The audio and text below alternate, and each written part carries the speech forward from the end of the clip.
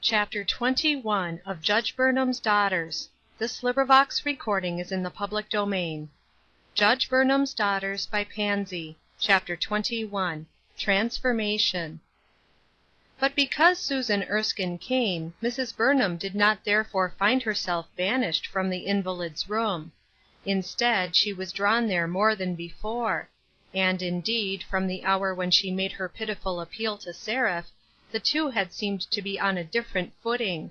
No further words had passed between them, but Seraph had seemed less indifferent to her coming and going, and had shrunken less from receiving attentions at her hands. She even smiled occasionally on her now, and once inquired as to whether her incessant coughing the night before had disturbed her mother. It was not usual for Seraph to appear, at least, to care who was disturbed by her. At another time she said, smiling gratefully on Susan, who was arranging pillows in that deft way which some attendants seem to know by instinct, and others never learn, "It is so nice to have Susan here, Mama. It was so good of you to think about it, and bring it to pass." All these little things were very unlike Seraph. Moreover, as the days passed, Ruth distinctly saw another change. Unmistakably, Seraph's face was taking on that look of rest and peace which can come, at least at such times as those she was rapidly nearing, from only one source. The haggard lines were being smoothed. The apparent apathy which had followed the days of unnatural excitement was also gone. She had roused to some degree of interest in the affairs of others. She inquired for Erskine, who had long been banished from the sick room, because his sister had no desire to see him, and he now made daily visits. Occasionally his happy little laugh was heard to ring out from the sick room, and when some one went in haste, lest the invalid should be disturbed, she would be found smiling on him. Yet these were days full of solemnity to Ruth. She had never before lived, as it were, in the presence of a soul at the time when it opened the door and let in the heavenly guest. She had never before watched the process of transformation go on. It might have been unusually rapid in this case, because the time was short; but Ruth stood often awed before it, this marvelous change of even the lines on the wasting face. "And the hardness of his face is changed." She came to that verse one morning in her somewhat hurried reading, and stopped over it as something which she had never seen before, and thought of it the instant she entered Seraph's room an hour afterwards. "It is true," she said within herself. "The hardness of her face is changed. That exactly describes the process."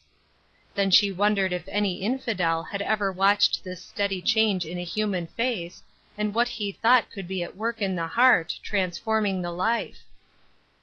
Conformed to his image. This was another sentence over which she had lingered, and which she applied afterwards, feeling awe-stricken. What an amazing thing it was that this girl should be singled out from the family for such an experience, such an honor as this. Getting ready to go abroad. These words were spoken in her hearing one day, in regard to an acquaintance of Seraph's; and Ruth thought of it constantly as the days passed. "So is she," she said to herself, looking the while at Seraph. "Getting ready to be presented at court. Oh, more than that, she is the bride getting ready for the bridegroom and the palace. What a marvelous thing it is! How do we ever succeed in thinking about, or caring for anything else, with this in view?" And the fascinations of that room increased upon her. It was not that Seraph said much, said anything, indeed, except to Susan, in the confidential talks which Ruth knew they had.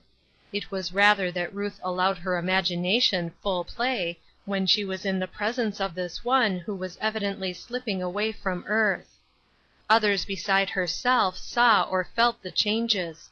Mr. Satterley, who had obstinately refused to believe that nothing could be done for the sick one, and had hoped against hope, and begged that this remedy and that might be tried, and such an authority consulted, followed Ruth from the room one morning, when it had seemed to her that Seraph looked unusually quiet and reposeful, and dropping into a chair at the further end of the hall, gave himself to a perfect abandonment of grief. "I've given up," he said, when at last he could speak. "I could not believe it possible that she was not going to get better, but I can see that she isn't. Some strange change has come to her. She is not like herself. She talks as though she did not even care to get well. Can anything have happened to make her tired of living, to change her so?" "It isn't that," Ruth said.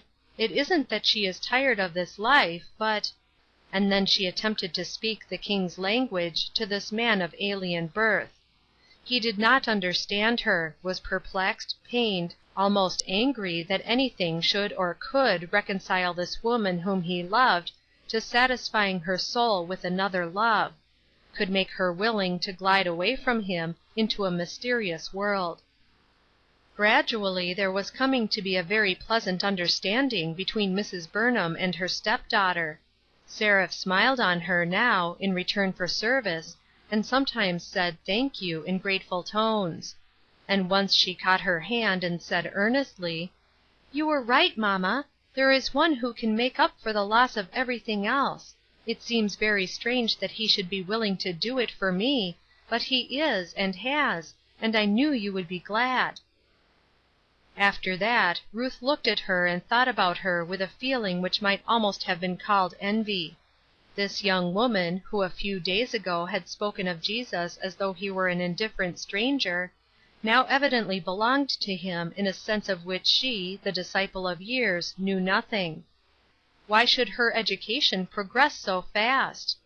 What was there in heaven for her to do, that she should be so swiftly hurried through the earth journey, and sheltered in the sunny home?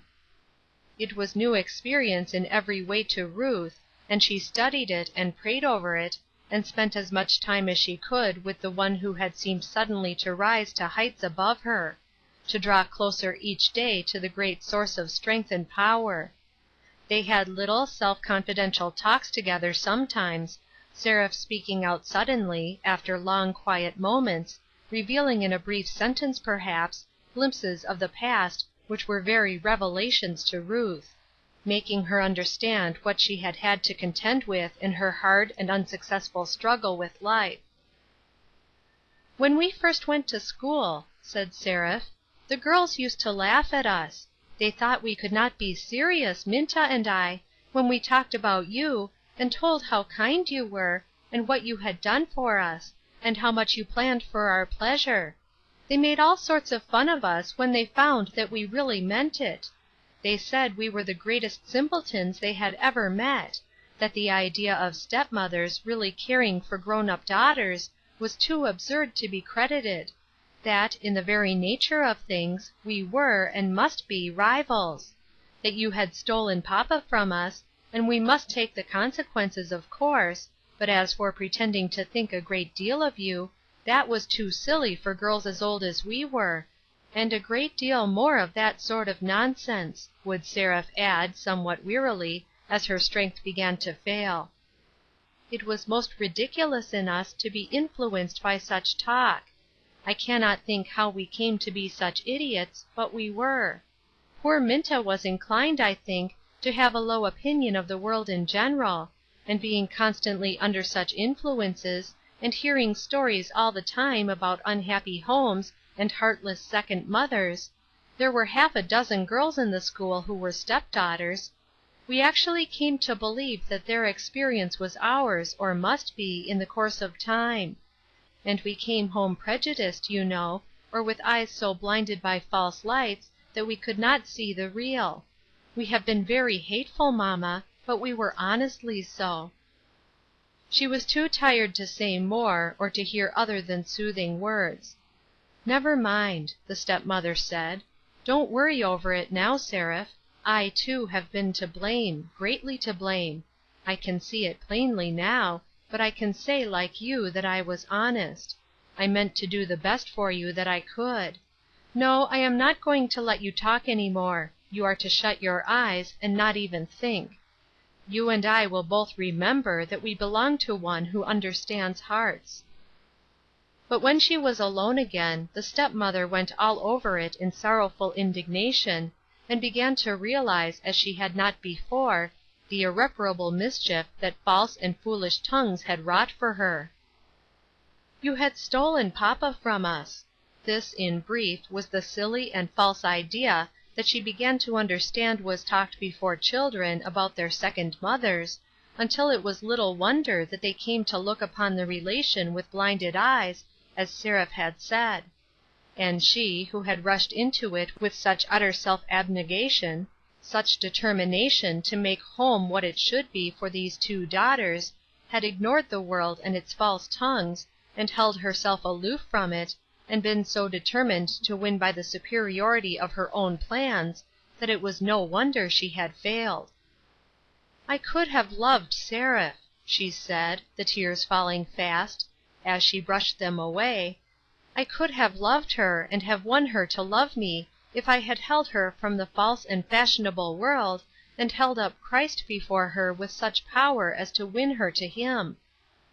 And the confidential relations so long in establishing themselves between these two grew apace. "Mama," Seraph began one day when they were alone for a moment, "there is something I want very much, and I do not know whether I can have it. Did you ever tell papa about that young woman, that Estelle, you know?" "No," said Ruth quickly, her face flushing. It had been one of her anxieties in the earlier days of this sickness that she had not done so, and that she could not determine whether she ought or not. Of late she had put it aside. "No, I have never mentioned the matter to him in any way." "And do you think, I do not know that there is any need for doing so now, is there?" There was a marked emphasis on the word now. It was putting into plainer language than she had before, even to Ruth, the thought that she was so nearly done with all these things; that stories about them, fraught with solemn import but a few months ago, could be allowed to drop quietly into silence. Ruth turned toward her, her eyes dim with tears, and her voice tremulous, but she answered, "No, I do not think there is." "Well, Mama, I want to see her. I want to have a little talk with her quite alone, and not have any one know it. Do you think I might?" Ruth smiled now, a loving, in fact, a thankful smile. This was to her one of the indications of discipleship. "I'll manage it," she said.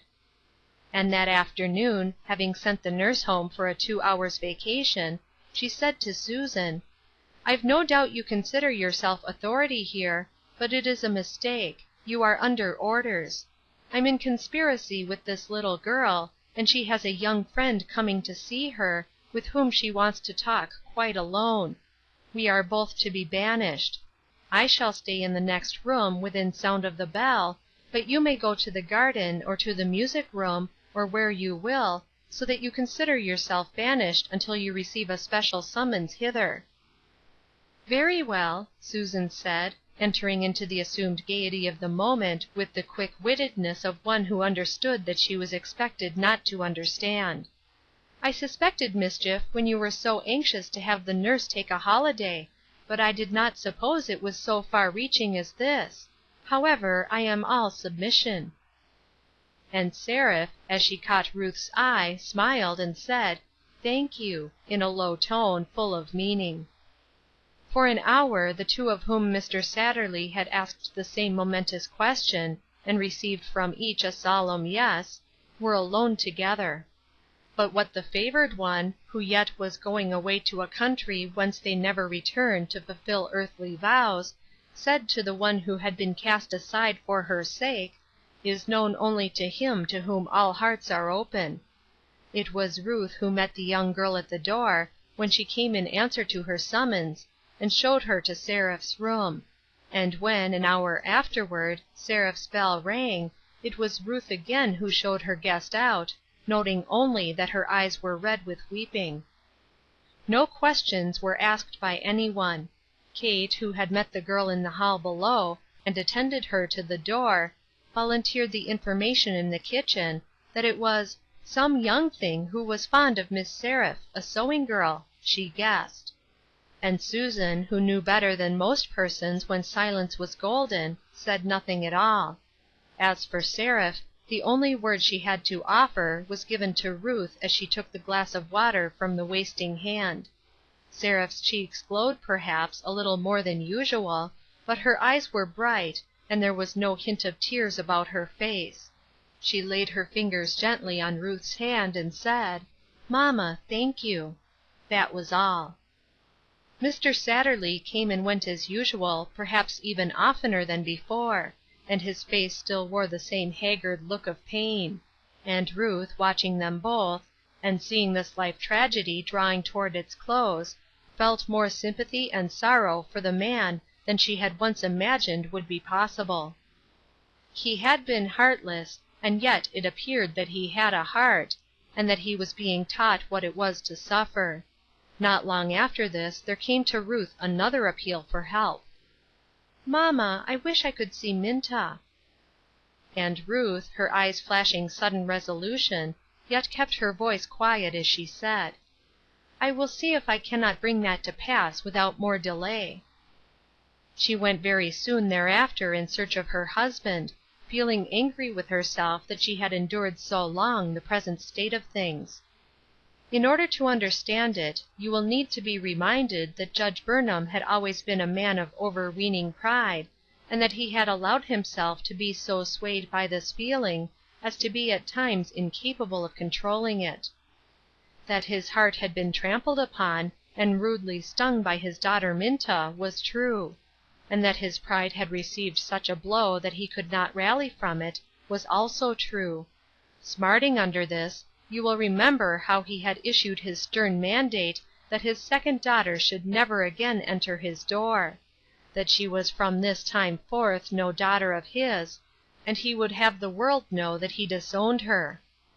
A proud man is also a very obstinate man, and through all these weeks of suffering, and fast failing bodily powers on the part of his only other daughter, he had held steadily to this resolution, notwithstanding the fact that Seraph had herself appealed to him to be allowed to see her sister.